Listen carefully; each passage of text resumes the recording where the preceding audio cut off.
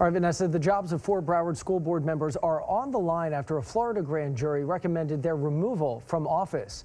7's Brandon Beyer is live in Fort Lauderdale to explain why their jobs are in jeopardy. Brandon.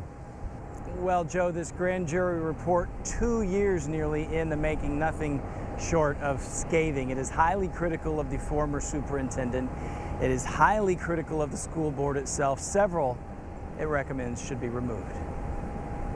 An 18-member grand jury that has spent the past 22 months looking into how the Broward County School Board manages itself has recommended the removal of 5 school board members.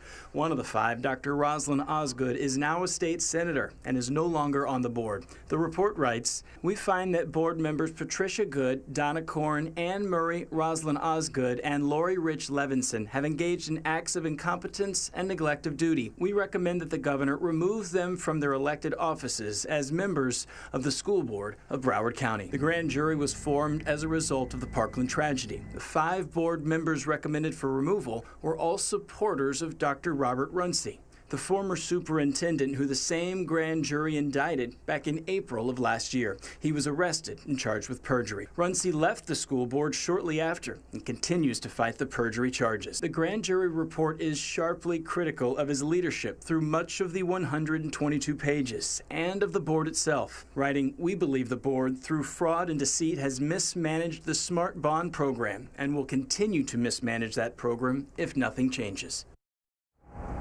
Okay, we have spent the afternoon reaching out to those involved, including the governor, starting to hear back from some of those parties.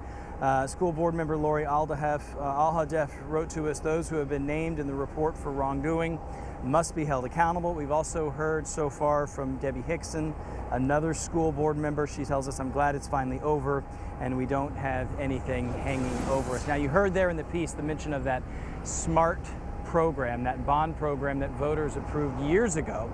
Well, this grand jury report highly critical of that as well, saying it's overdue, over budget, and that the school board, the former superintendent, are to blame. We'll get into more of that at 6 o'clock. For now, we're live downtown Fort Lauderdale. Brandon Beyer, 7 News.